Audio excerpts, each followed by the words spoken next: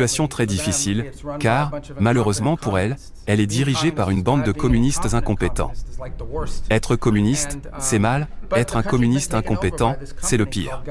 Marco Rubio à la manœuvre. Le secrétaire d'État des États-Unis, premier cubano-américain à accéder à ce poste, est l'homme clé dans l'affaire caribéenne qui se trame à la Maison-Blanche.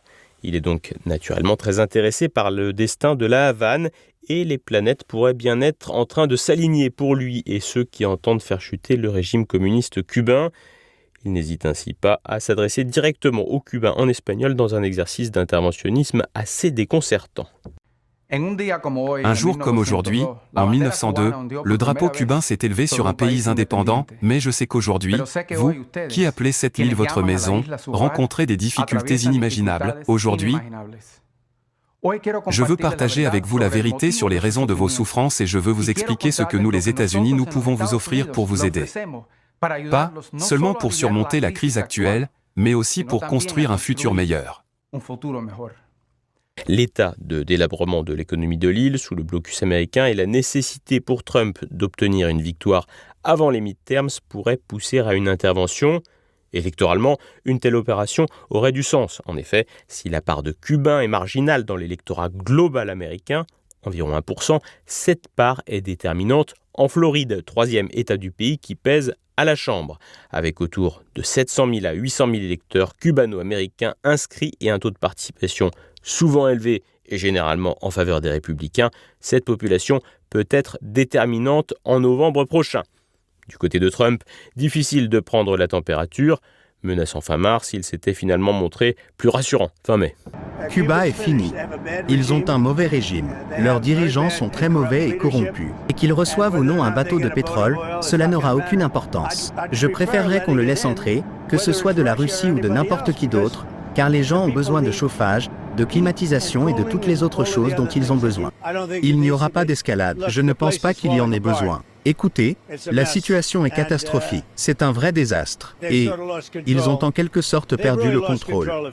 Ils ont perdu le contrôle, une communication qui ressemble à celle utilisée en Iran avec le résultat que l'on connaît. Reste que Cuba n'est pas l'Iran et l'affaire pourrait être plus facilement menée. Pour Daniel Dory, géographe et co-directeur de la revue Problèmes d'Amérique latine, une opération est possible, mais sa nature demeure très incertaine. Effectivement, les États-Unis et l'administration Trump ont la capacité de faire une opération militaire à Cuba.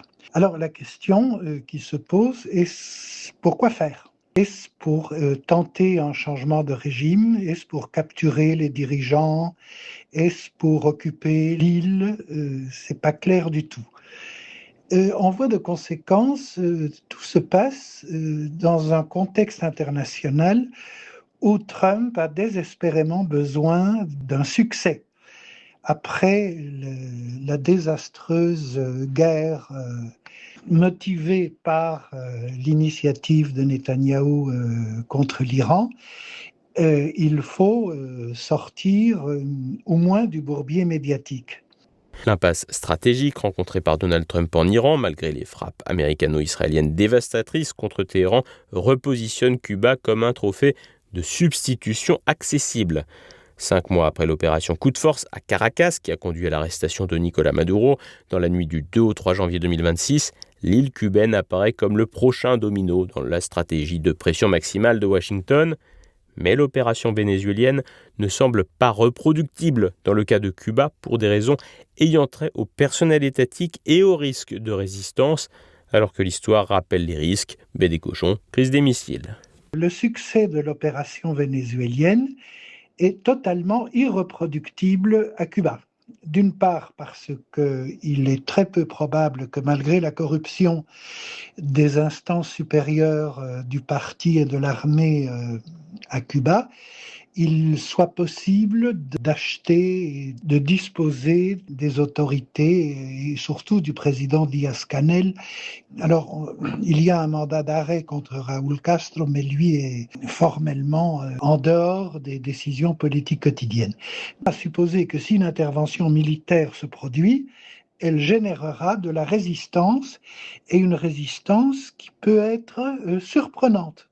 non pas parce que les Cubains tiennent à leur régime catastrophique communiste, mais parce que les Cubains ont une fierté nationale comme la plupart des peuples latino-américains et qu'ils n'attendent pas spécialement d'être libérés par quiconque venant militairement le faire. Donc oui, une opération militaire est possible.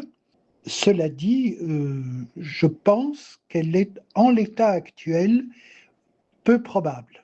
Une intervention peu probable, mais pas impossible, le président américain donnant souvent l'impression d'agir selon ses impulsions.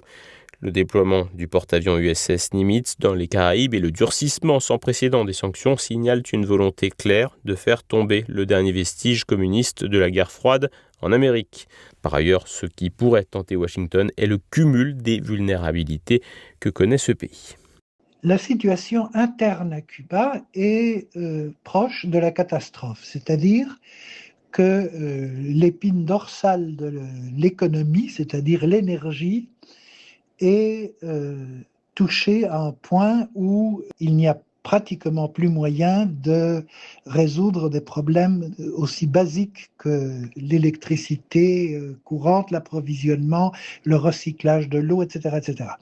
C'est-à-dire qu'on est dans une situation accentuée par le durcissement de l'embargo et la perte de l'allié vénézuélien, qui fait que la population est en train de souffrir énormément. Une population qui souffre et qui dépend peut-être d'un conflit qui se situe à 12 000 km de ses côtes, au Proche-Orient, et une situation qui pourrait empirer, comme l'estime Daniel Dory. Le scénario le plus probable à l'heure actuelle est donc un pourrissement accéléré de la situation interne, économique et humanitaire à Cuba, et des négociations dans lesquelles une frange du régime plus susceptible d'arriver à des accords partiels avec les États-Unis arrive à prendre le dessus, mais ça suppose un rapport de force qui pour l'instant n'est pas clair au sein de la direction cubaine.